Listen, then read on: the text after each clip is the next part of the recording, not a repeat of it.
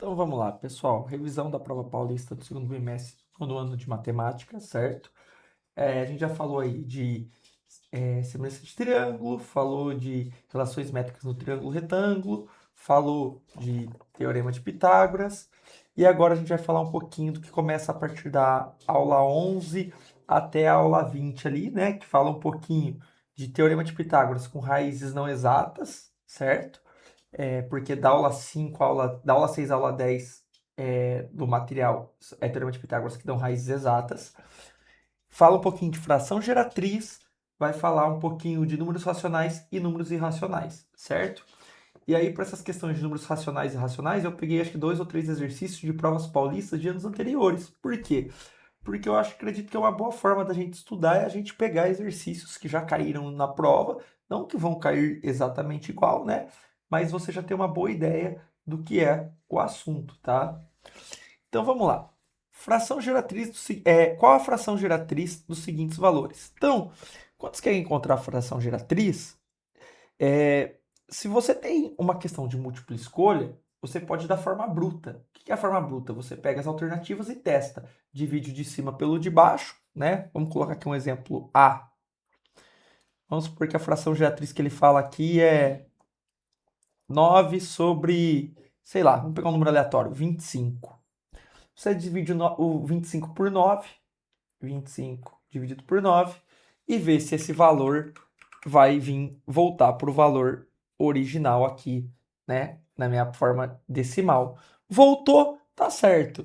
Só que qual é o problema? Cara, isso é uma forma que a gente fala que é uma forma bruta, porque você vai ter que testar alternativa por alternativa. Muitas vezes você vai demandar muito tempo. Então, vamos partir do princípio que você não queira fazer dessa forma. Você queira fazer de uma. Ou seja, ou uma questão como essa, que eu não coloquei alternativa. Como que você resolve isso? Você fala que esse número aqui, ó, o 3,555, é igual a x. O que eu vou fazer? Vou multiplicar a primeira linha por 10. Vai ficar 10x igual. Quando eu multiplico por 10, é como se a vírgula andasse uma casa para a direita, certo? Então vai ficar aqui 35,555. E aqui, vou até colocar, vou chamar de linha 1. Opa, tô apertando aqui o botão, tá apertando a borracha junto. E vou chamar aqui de linha 2. E o que eu vou fazer? Linha 2 menos linha 1. Então, eu vou fazer 10x igual a 35,555 menos x igual a 3,555, né? Infinito. O que acontece, cara? Essa parte decimal aqui, ó, ela é igual um número menos ele mesmo vai dar zero. Então, aqui depois da vírgula, vai dar zero. Você nem precisa colocar esses zeros. Coloquei só para mostrar. Nos outros próximos exercícios eu não vou colocar, tá? Aqui, 35 menos 3 vai dar 32. E aqui, 10x menos x, lembrando que aqui tem 1, dá 9x. Passo 9 para lá. X é igual a 32 dividido por 9. Pronto. Achei minha fração geratriz. Vamos testar? Vamos tirar uma prova real aí, né? Vamos dividir aqui. Vamos ver se vai dar certo. 32 dividido por 9 dá 3, certo? Dá 27. Sobram 5. Adiciono vírgula, adiciono zero. 50 dividido por 9 dá 45. Dá 5 que dá 45. Sobra 5. Percebe que eu vou adicionar um zero e eu vou cair no loop. Vai dar 5, 5, 5, infinitamente. Pronto. É só isso que eu preciso para fazer a fração geratriz. Vamos fazer mais uma aqui para a gente testar, né? 0,444. Mesma coisa. X é igual a 0,444 multiplica por 10. 10x igual a 4,444. Não vou escrever linha 1, linha 2 aqui, mas vou fazer a linha 2. 10x igual a 4,444 menos x igual a 0,444. Aqui, né, meio que vai se cancelar, vai dar zero. 4 menos 0 dá 4. Aqui dá 9x. Passo o 9 para lá, fica aqui na frente. X igual a 4 nonos. Pronto. 4 nonos é a fração geratriz desse número. Faz mais uma. Sempre é assim? Então, agora eu tenho aqui, ó, nessa aqui eu tenho uma característica, eu tenho esse número 2, que eu chamo de antiperíodo. Por que antiperíodo? Porque ele vem antes, né, da parte que vira dízima. Percebe que, ó, 8,2, aí depois começa 7, 7, 7 infinitamente. Então, o que acontece? Se eu multiplicar por 10, vou só escrever aqui embaixo, x é igual a 8,2777. Se eu multiplicar por 10, eu vou ficar com 10x igual a 82,777. Só que, se eu fizer essa linha menos essa, vai dar ruim. Por que vai dar ruim? Porque olha depois da vírgula. Não é igual. Eu tenho um 2 aqui que está me atrapalhando. Então, qual que é a minha função? Fazer que depois da vírgula fique só a parte que é dízima, né? Então, o que eu vou fazer? Eu vou multiplicar essa linha por 10, que eu já multipliquei, que eu já deixei só o 77, mas eu vou fazer vezes 100. Eu vou ter 100x igual a 827,777. Agora, perceba que tanto na linha 2 quanto na linha 3, eu tenho a parte depois da vírgula igual. Então, o que eu vou fazer? Eu vou pegar aqui e vou fazer a linha 3, 100x igual a 827,777, menos a linha 2, 10x igual a 82,777. Perceba que aqui vai dar 90x. Aqui eu vou cortar só para ficar mais fácil, vai zerar. 7 menos 2 dá 5. Aqui eu pego emprestado 1, né? Opa, ficou parecendo um F ali. Ficou um 7. 12 menos 8 dá 4. 745. X. Ô, caramba. É igual a 745 dividido por 90, tá? Quando for possível, simplifique. Quando não for, não simplifique, tá? Aqui nos casos de cima eu nem conferi se dava para simplificar, mas vamos deixar dessa forma nesse momento, tá? Tem vezes que é possível simplificar as frações, beleza? Aqui com certeza seria possível, porque como termina em 0 e 5, daria para simplificar pelo menos por 5, tá? Mas vamos deixar assim nesse momento. Então, cara, isso é fração geratriz. E é isso que você pode fazer. Você está lá na prova, você tem duas alternativas. Ou você faz por esse caminho que eu fiz, ou você, né, faz da forma bruta, testa alternativa por alternativa. Eu não recomendo, porque você vai gastar muito mais tempo e muito mais energia. Mas é uma alternativa, tá? Aí a gente desce aqui e agora a gente vai falar de retângulos, né, do Teorema de Pitágoras, que é ali na aula 13 e 14, principalmente, que fala de retângulos, triângulos, na verdade, né, que são raízes não exatas, porque até o momento a gente só tinha trabalhado com raízes exatas, agora a gente vai falar lá com raízes não exatas.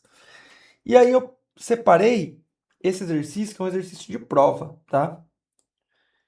Do IFE, e ele fala o seguinte: um triângulo retângulo tem catetos medindo 1 e 2. Então vamos desenhar aqui, ó. Um triângulo retângulo tem catetos 1 e 2.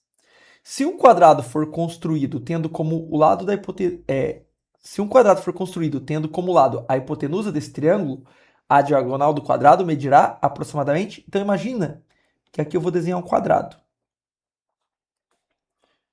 Ficou um pouquinho apertado, né? Então, se esse lado vale x, aqui vale x, porque é um quadrado, certo? Então, a primeira coisa que eu tenho que... E aí, eu quero descobrir quanto vale a diagonal desse quadrado. Que eu vou chamar aqui de y. Certo? Então, a primeira coisa que eu tenho que fazer é descobrir quanto vale x, para depois descobrir o y. Então, vai ficar aqui, ó, x ao quadrado é igual a 2 ao quadrado mais 1 ao quadrado. X ao quadrado é igual a 4 mais 1. X é igual a raiz de 5. Raiz de 5 não é exato. Então, se aqui vale raiz de 5, aqui também vale raiz de 5. Vamos calcular a diagonal do quadrado? A diagonal do quadrado, né? Lembrando que aqui eu formo um triângulo, né? Quando eu divido ele no meio, eu tenho aqui minha hipotenusa. Então, y ao quadrado é igual a raiz de 5 ao quadrado vezes raiz de 5 ao quadrado, né? Y ao quadrado é igual, cara, raiz de 5, vou fazer aqui em cima por causa de espaço, ao quadrado, é raiz de 5 vezes raiz de 5. Raiz vezes raiz, você conserva a raiz e multiplica quem tem dentro, né? Quando aqui é igual 5 vezes 5, 25. Raiz de 25 é 5. Então, para a gente ganhar um tempo, um macetezinho aqui, né? Você meio que pode cortar a raiz com esse expoente, vamos pensar assim. Então, sobra aqui o 5. Ou aqui eu pus vezes, é mais, né? Acabei marcando errado. Mais 5, que aqui vai ser o mesmo princípio, certo? Y é igual a raiz de 10. Logo, alternativa certa, alternativa D. Percebe que esse é um exercício que ele é um pouco mais trabalhoso porque eu tenho que achar duas hipotenusas, né? Mas faz o cálculo normal. Você chegou numa raiz não exata, vai estar ali a resposta na forma de raiz. Às vezes pode ser que esteja fatorada, às vezes pode ser que não esteja fatorada, né? Depende do tipo de exercício. Normalmente está fatorado. Aqui a raiz de 10 não está fatorada porque você não vai conseguir melhorar ela, certo? Mas é isso, basicamente.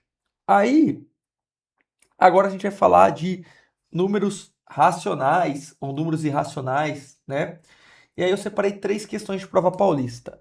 Uma da prova paulista do primeiro bimestre de 2025, a segunda também de 2025, primeiro bimestre, e uma de 2023. Então, primeira coisa, observe a reta numérica a seguir. O número irracional π está localizado entre os pontos. Primeira coisa que você tem que lembrar, o π vale aproximadamente 3,14. Você tem que saber pelo menos uma aproximação dele.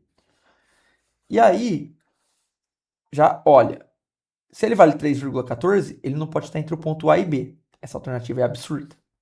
Ele não pode estar entre o ponto B e C, porque o B ele está ali no 1, alguma coisinha, né? Um pouquinho mais que 1, vamos por quase 1,5, tá quase na metade do caminho.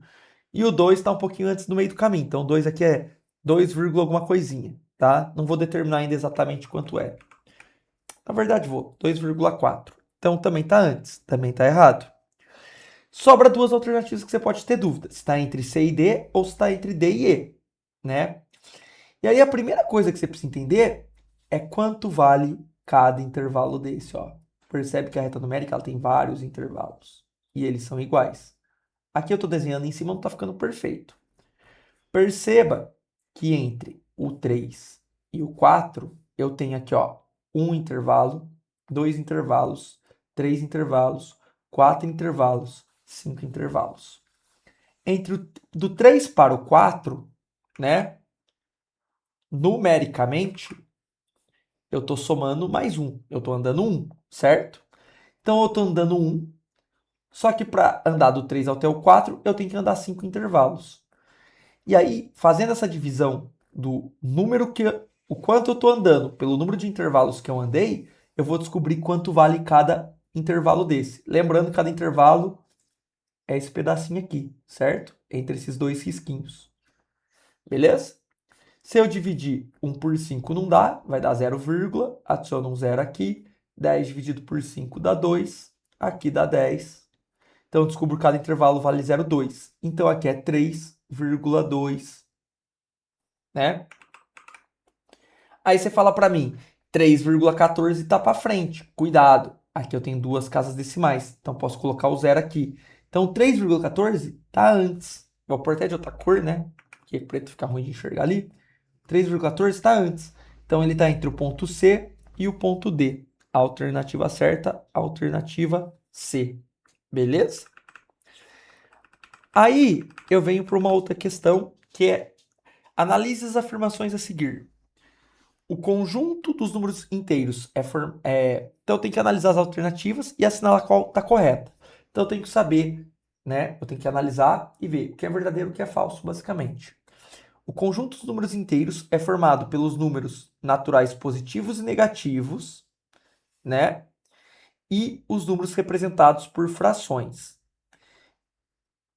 E aí, para mim, né, aqui já tem um erro, porque representado por frações, conjunto dos inteiros, ele é formado pelo conjunto dos naturais positivos e números negativos, né? Não que número negativo é natural, número negativo ele está ligado ao conjunto dos inteiros e não aos números naturais, certo? E quando eu estou falando de números inteiros, são números sem vírgulas. Claro que você tem frações, como 4 sobre 2, que até dá um número inteiro. Só que nem toda fração, né? E aqui, representado por frações, dá a entender que qualquer fração é inteira. Então, essa afirmação está incorreta. Afirmação 2. Então, ó, a alternativa que tem 1 já está errado. Os números irracionais são aqueles cuja representação decimal é finita, ou seja, que tem fim, né? Ou infinita e periódica. O que é infinita e periódica? É uma dízima periódica, que tem uma repetição, né, de números. Isso também está errado, por quê? Porque os números irracionais, eles não são finitos, então aqui está errado, e eles são infinitos e dízimas, né, não periódicas, né, que é infinito, mas não periódicas. Logo, essa afirmação está errada. Se essa afirmação está errada, essa está errada, essa está errada, o que me sobra é a letra A. Vamos ler a letra A para ter certeza? Os números reais representam a união, né, dos conjuntos dos números racionais com os irracionais. Isso é verdade. A alternativa A, né, a afirmação 3 está correta.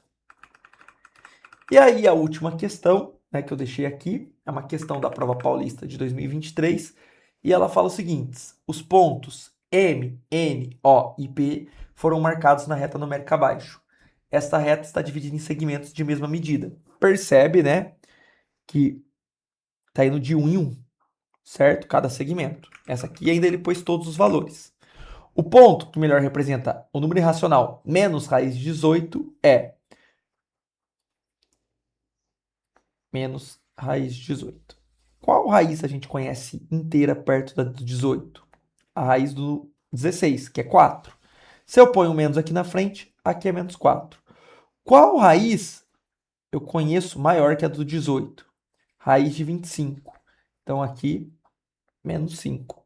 Lembrando, né, quando eu estou falando maior, estou ignorando o sinal positivo, porque eu sei que o menos 16 é maior que o menos 25, tá?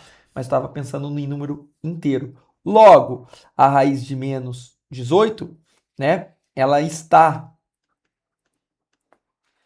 entre menos 4 e menos 5. Eu olho aqui, ó, menos 4, menos 5. Quem está nesse meio do caminho?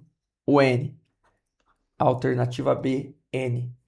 Apenas isso que eu tenho que fazer. Então aqui eu não preciso saber exatamente quando é a raiz de menos 18. Eu tenho apenas que saber entre quais valores ela se encontra, tá? Eu deixei essas questões separadas, mas tem várias questões parecidas com essa.